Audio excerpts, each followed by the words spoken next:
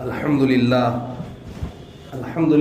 نحمده ونستعينه ونستغفره ونؤمن به ونتوكل عليه ونعوذ بالله من شرور أنفسنا ومن سيئات أعمالنا من يهده الله فلا مضل له ومن يضلله فلا هادي له ونشهد أن لا إله إلا الله وحده لا شريك له ونشهد أن سيدنا ومولانا محمدا عبده ورسوله قال الله تبارك وتعالى في القرآن المجيد والفرقان الحميد أعوذ بالله السميع العليم من الشيطان اللعين الرجيم بسم الله الرحمن الرحيم والسارق والسارقة فاقطعوا أيديهما جزاء بما كسبا نكالا من الله واللہ عزیز حکیم صدق اللہ العظیم۔ ایک بار اللہ کے حبیب تاجدار دو عالم احمد مجتبیٰ محمد مصطفیٰ صلی اللہ علیہ وسلم پر عقیدت اور محبت کے ساتھ درود شریف کا نذرانہ پیش کر لیں۔ اللہم صلی علی محمد وعلی آل محمد کما صلیت علی ابراہیم وعلی آل ابراہیم انک حمید مجید۔ اللہم بارک علی محمد وعلی آل محمد کما بارکت علی ابراہیم وعلی آل ابراہیم انک حمید مجید۔ محترم بزرگوں اور دوستوں، ایک اعلان یہ ہے کہ لائٹ کافی دیر سے کٹی ہوئی ہے اور پانی کی قلت ہے۔ اب اگر ہوگا بھی تھوڑا پانی تو کفایت سے وضو بنائیں تاکہ جو لوگ وضو سے نہیں ہیں وہ وضو بنا سکیں۔ بیجا پانی خرچ کرنے سے ایک تو گناہ بھی ہے، پلس دقت یہ ہوگی کہ جو لوگ بغیر وضو کے آئیں گے وہ وضو نہیں بنا سکیں گے، جب وضو نہیں ہوگی تو نماز نہیں پڑھ سکیں گے۔ اس لیے پانی کا جو ہے خرچ اہتمام اور اس کا جو ہے بہتر طریقے سے کیجئے کہ ایک لوٹے میں 2 آدمی گنجائش بنائے کہ وضو بن جائے، کیونکہ لوٹا تو ہے نا، اب تو نل ہے، تو کم سے کم دھیرے سے چلائیے اور وضو کیجئے، پانی کی بچت بھی ہو جائے اور لوگ وضو بھی بنا سکیں۔ میں نے ابھی آپ حضرات کے سامنے قرآن مقدس کی ایک آیت کریمہ کی تلاوت کی ہے جو سورہ مائدہ کی ہے۔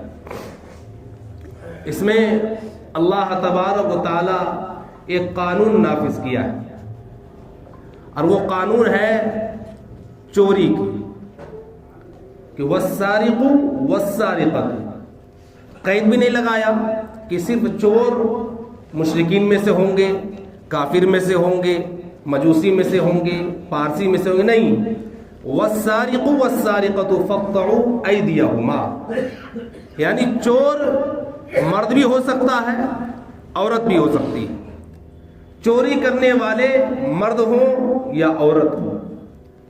والسارق والسارقۃ فاقطعوا ایدیہما، ہاتھ ان کے کاٹے جائے۔ یہ تو شکر ہے کہ یہاں اسلامی حکومت نہیں ہے، ورنہ اللہ کا قانون یہ ہے کہ اس کے ہاتھ کو کاٹے جائے، اور طریقہ بتلایا کہ ہاتھ کیسے کاٹے جائیں گے۔ بتایا کہ اگر وہ چوری کرے، شواہد مل جائے، ثبوت مل جائے، تو اس کے داہنے ہاتھ کے اس گٹوں سے اس کو کاٹ دیا جائے۔ کیوں کہا اللہ نے؟ کیونکہ یہ سزا ہے اللہ کی طرف سے ان کے کیے ہوئے کرتوتوں کا، یہ اللہ کا فیصلہ ہے، اللہ کا قانون ہے، کاٹ دیے جائیں۔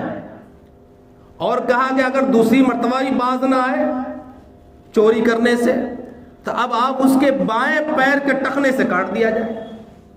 ایک داہنا کٹا، ادھر بایاں پیر کٹا، تو یہ دنیا کو بھی دکھلایا جائے گا کہ ان کے ہاتھ کٹے تو کیوں کٹے۔ اگر ایک ہاتھ کٹا داہنا تو چور، اور بایاں ٹخنا سے کٹا تو ڈبل چور۔ تو اللہ کا جو سزا مقرر کرنے کا انداز ہے کہ باز آ جائے چوری سے، فاقطعوا ایدیہما جزاء بما کسبا نکالا من اللہ، یہ اللہ کا حد کردہ قانون ہے، اس قانون کو کوئی نبی بھی ٹال نہیں سکتا۔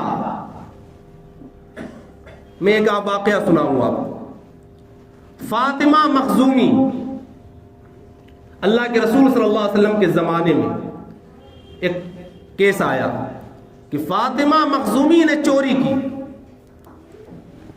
اور یہ فاطمہ مخزومی قبیلہ بنو مخزومی کی ایک عورت ہے اور مالدار کی بیٹی ہے.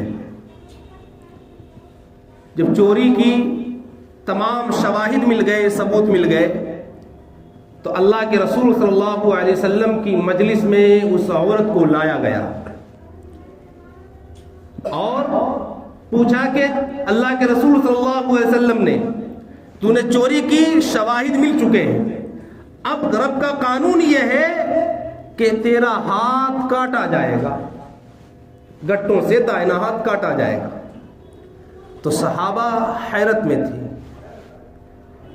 میں تھے کہ کیا ہوگا. ارے بھائی بڑی خاندان کی بیٹی ہے، مالدار کی بیٹی ہے، اور بڑے لوگوں کو جب کوئی سزا ملتی ہے تو واویلا مچ جایا کرتا ہے، اور پلس وہ جو ہے ایک عیسائی مذہب سے تعلق رکھتی ہے. تو اس کی سفارش کے لیے بڑے بڑے لوگوں کو بھیجا جو اللہ کے رسول صلی اللہ علیہ وسلم سے عقیدت رکھتے تھے، محبت رکھتے تھے. اسی میں ایک صحابی تھے اسامہ. ان سے کہا کہ آپ سے تو زیادہ عقیدت اور محبت ہے اور اللہ کے رسول آپ سے زیادہ محبت کرتے ہیں، اگر آپ سفارش کریں گے تو ہو سکتا ہے کہ ہاتھ کٹنا بند ہو جائے، رک جائے، اللہ کے رسول محبت دکھائے، شفقت سے پیش آئے. حضرت اسامہ آئے اور کہا اللہ کے رسول صلی اللہ علیہ وسلم میں ایک سفارش لے کر کے آیا ہوں کہ یہ فاطمہ مخزومی چوری کی ہے، مگر اے اللہ کے رسول آپ تو رحمت للعالمین ہے، اے اللہ کے رسول اگر ان کا ہاتھ کاٹ دیا جائے تو چرچا یہ ہوگا کہ محمد تو رحمت للعالمین ہے، مگر ہے کہ کتنے سخت ہیں کہ ایک عورت کے ہاتھ کو کٹوا دیا. اور یہودی اور عیسائیوں میں یہ چرچا ہوگا کہ جس نبی کی شہرت یہ ہے کہ بڑا جو ہے رحم کرنے والا، محبت کرنے والا، انہوں نے ہاتھ کٹوا دیا ایک عورت کا. اللہ کے رسول صلی اللہ علیہ وسلم فرمایا اسامہ اگر یہ قانون میرا اپنا بنایا ہوا ہوتا، اگر یہ میں قانون اپنا بنایا ہوا ہوتا تو میں ٹال دیتا، اور تم سفارش لے کر کے آئے ہو، ذرا سوچو تو صحیح کہ قانون کس کا ہے. والسارق والسارقۃ فاقطعوا ایدیہما، مجھے بھی اختیار نہیں ہے کہ رب کے قانون کو ٹال دوں. کہا کہ اسامہ اس کے ہاتھ کٹیں گے کیونکہ رب کا فیصلہ ہے اور رب کے حدود کردہ قانون ہے، اس حدود کو نہ تم ٹال سکتے ہو نہ میں ٹال سکتا ہوں. ہاتھ کٹے گا تو کٹے گا کیونکہ رب کا قانون ہے. اور جب ادھر ہاتھ کٹا پورا واویلا مچ گیا کہ ہاتھ کاٹ دیا گیا، نبی رحمت نے ہاتھ کٹوا دیا.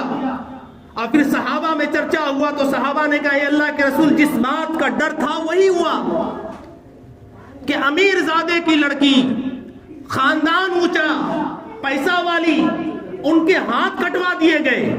اللہ کے رسول جناب محمد رسول اللہ صلی اللہ علیہ وسلم کا جواب سنو.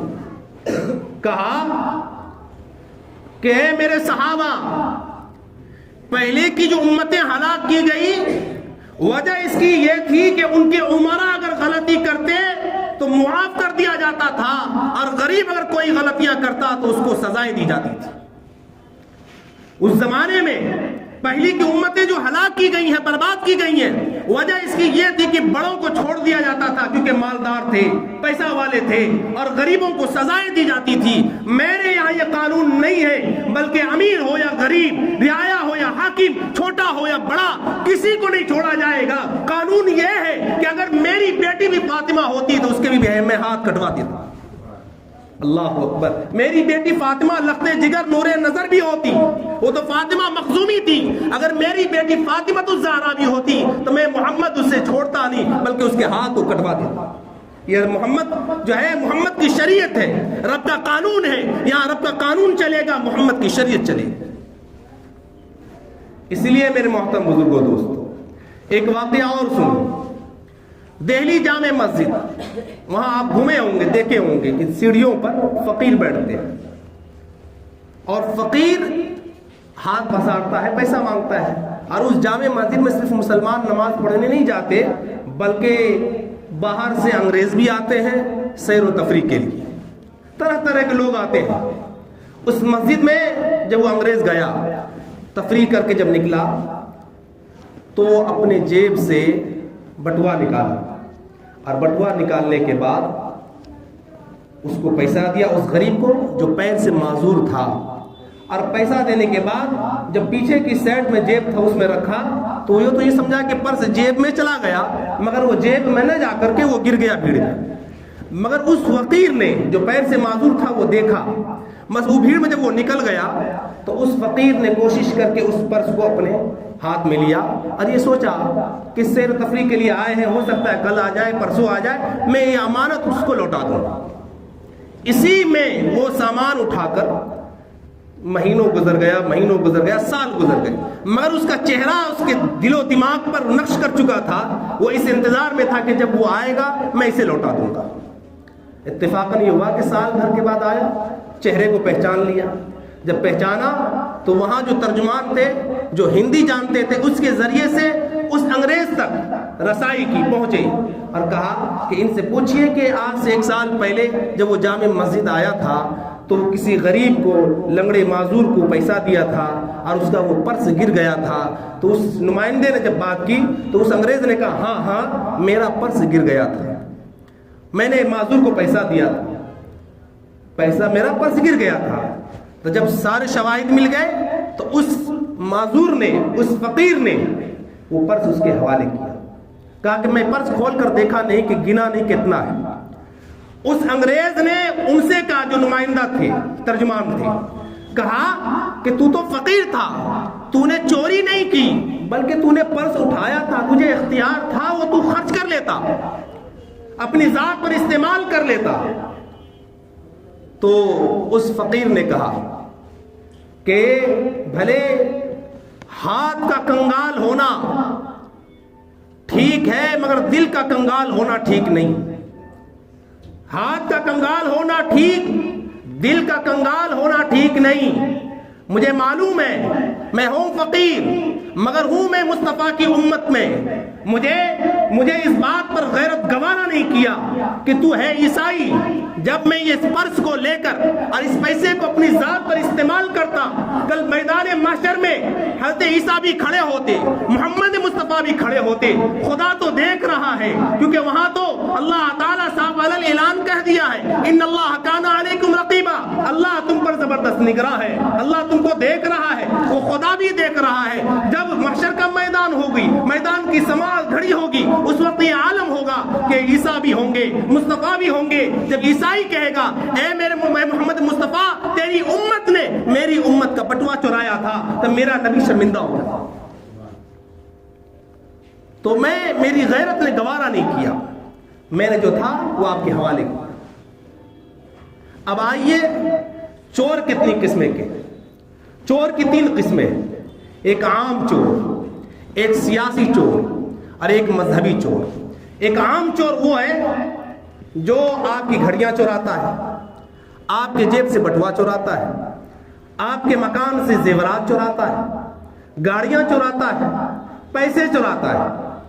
سیاسی چور وہ ہے جو آپ کے مستقبل کو چوراتا ہے، آپ کی قابلیت کو چوراتا ہے، آپ کی صلاحیت کو چوراتا ہے، آپ کے ٹیکس کے پیسے کو چوراتا ہے۔ مذہبی چور وہ ہے جو تعلیم کے نام پر آپ کی صلاحیتوں کو برباد کرتا ہے۔ مگر یاد رکھیے اس میں ایک قسم یہ ہے کہ عام چور وہ ہے جو آپ کا انتخاب کرتا ہے۔ جو چور ہوگا، جو چوری کرے گا، وہ پہلے انتخاب کرے گا کہ کس کے گھر میں چوری کرنا ہے۔ اور ایک سیاسی چور ہے جس کا ہم لوگ انتخاب کرتے ہیں، ہم لوگ ووٹ دیتے ہیں، معلوم ہے کہ چور ہے وہ، مگر ہم لوگ انتخاب کرتے ہیں۔ چور کو دیا اپنے مستقبل کو، اپنی قابلیت کو، اپنی صلاحیت کو ان سیاسی چوروں کے حوالے کر دیا۔ تو باتیں یہ ہے، ایک مذہبی چور جس کو ہم لوگ ایکسپٹ کرتے ہیں، معلوم ہے کہ اس اسکول میں چوری ہوتی ہے مگر اپنے بچے کو وہیں ڈلوایا، اب اس کی جو ہے اس کی محبت کو چوری کی گئی، اس کی تعلیم کو چوری کی گئی، اس کی صلاحیتوں کو برباد کیا گیا، اس کی قابلیت کو برباد کیا گیا۔ عام چور، اب اندازہ لگائیے، چور چاہے مذہبی ہو، سیاسی ہو یا عام چور ہو، کہا جاتا ہے اللہ کے رسول صلی اللہ علیہ وسلم نے فرمایا کہ جب چور چوری کرتا ہے نا اس وقت وہ مومن نہیں ہوتا، اس وقت وہ مومن نہیں ہوتا۔ جہاں امانت نہیں وہاں ایمان نہیں۔ اب اندازہ لگائیے، آج کی صورتحال یہ ہے کہ بعض مساجدوں میں پانی کے گلاس میں سکڑی لگا کر رکھنا پڑتا ہے۔ اب ہم کہتے ہیں نا کہ انقلاب کیسے آئے گا، اللہ کی رحمت کیسے اترے گی؟ کہاں سے اترے گی؟ جب مسجد اللہ کا گھر اور اس گھر میں پانی کے گلاس میں سکڑی لگانا پڑتا ہے۔ حالانکہ وہ خزانہ تو نہیں ہے، وہ سونے کا گلاس تو نہیں ہے، وہ چاندی کا گلاس تو نہیں ہے، وہ جواہرات اس میں لگے اور جڑے نہیں ہیں۔ باتھ روم میں جو لوٹا لگا ہے اس میں بھی سکڑی لگانا پڑتا ہے۔ وجہ کیا ہے؟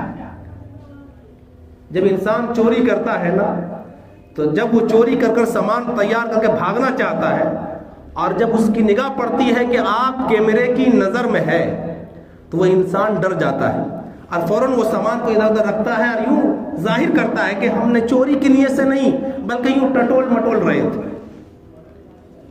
تو کیمرے، دنیا کی کیمروں کی نظر سے تو ڈر ہے، مگر اللہ کہتا ہے ان اللہ کان علیکم رقیبا، اللہ زبردست تم پر نگراں، کرامن کاتبین بیٹھا ہوا ہے۔ تو پھر وہ انسان کیسا ہوگا کہ جو ہماری مساجد سے جوتا چوری کر لے؟ وہ انسان کیسا ہوگا؟ کوئی باہر سے یہودی عیسائی مجوسی تو نہیں آ رہا، آخر وہ مسلمان ہی تو ہے جو مسجد میں نمازی کی شکل میں ٹوپی لگا کر کے آتے ہیں اور مسجد سے جوتا چورا کر لے آتا ہے، چپل چوری کر کر کے لے جاتا ہے۔ اندازہ لگائیے کہ اس وقت آپ نے 2 رکعت نماز ادا کی اور پھر جوتا اٹھا کر لے گئے۔ پھر جس کا جوتا چوری ہوا اس کے ساتھ کتنی دقت دشواری ہوئی، وہ کتنا پریشان ہوا۔ اگر وہ کہہ دے اللہ جس نے جوتا چرایا اس کو پیر میں لقوہ مار دے، اس کے ہاتھ میں لقوہ مار دے، تو بتائیے کیا وہ جوتا پہننے کے لائق رہے گا؟ کیونکہ مسافر کی دعا اللہ رد نہیں کرتا، مسافر کی دعا اللہ رد نہیں کرتا، عادل بادشاہ کی دعا اللہ رد نہیں کرتا، مظلوم کی دعا اللہ رد نہیں کرتا۔ جب پچھلے جمعہ ایک شخص آیا اور کہا کہ میرا 7,000 کا جوتا نیا اسی مسجد سے، اور وہ اپنا جوتا رکھ کر گیا مسجد کے دروازے پر، اندازہ لگائیے وہ کون تھا؟ وہ کون تھا جو نماز کی حالت میں، رکوع کی حالت میں، سجدے کی حالت میں اس کا سارا جو ہے فوکس جو ہے اس جوتے پر تھا کہ یہ 7,000 کا جوتا اسے لے جاتے۔ اب اندازہ لگائیے کہ بعض لوگ جو محلے کے ہیں وہ تو پیر کھول کر تو آ سکتے ہیں نماز پڑھنے کے لیے، مگر جو آفس میں کام کرنے والے ہیں، جو مسافر ہیں، اس کے ساتھ کیا ہوگا؟ اور میسج کیا دے رہے ہیں آپ کہ خدا کے گھر میں بھی چوری، اور خدا کے گھر میں چوری کرنے کا انجام کیا ہوگا کہ آپ نے خدا کے گھر میں چوری کر کے خدا کے گھر کی حرمت کو پامال کیا اور جو ہے اسلام کو بدنام کیا کہ چوری کرنے والا بار کا نہیں 2 رکعت نماز پڑھنے والا مسافر ہوگا یا کوئی اور ہوگا؟ ذرا تصور کیجئے کہ ہمارا ایمان کہاں ہے۔ ہم کہتے ہیں ایمان والے، ایمان کہاں ہے ہمارے اندر؟ جب ہم نے چوری کیا تو ایمان کہاں رہا؟ کسی کو پریشان کر کے ہم پھر سوچتے ہیں کہ ہم ایمان والے، ایمان کہاں رہا ہمارا؟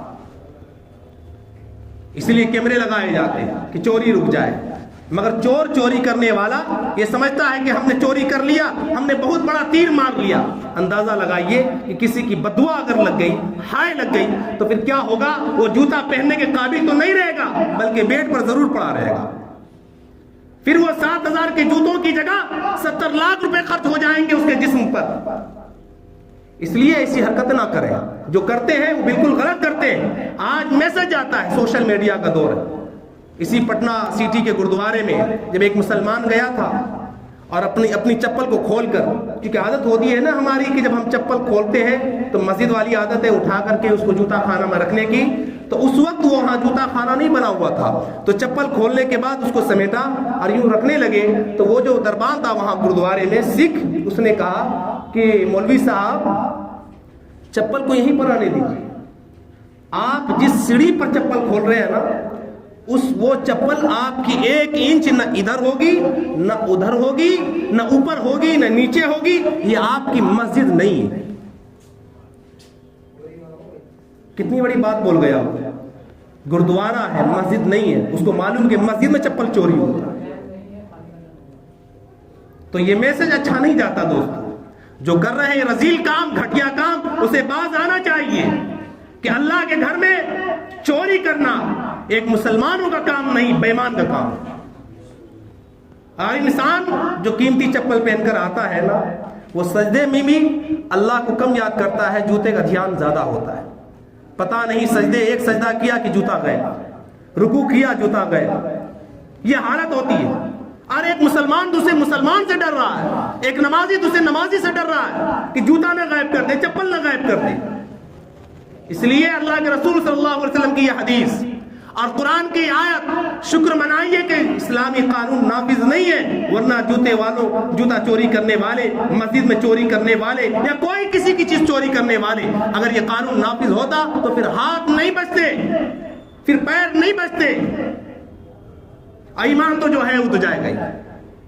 اس لیے اللہ تعالیٰ سے دعا کیجیے، اللہ تعالیٰ قرآن کی ان آیات کو اپنے سامنے رکھ کر، حدیث مبارکہ کو سامنے رکھ کر کے اپنی زندگی گزارنے کی توفیق عطا فرمائے، چوری چماری اور ڈکیتی سے باز رہنے کی توفیق عطا فرمائے۔ وما توفیق الا باللہ۔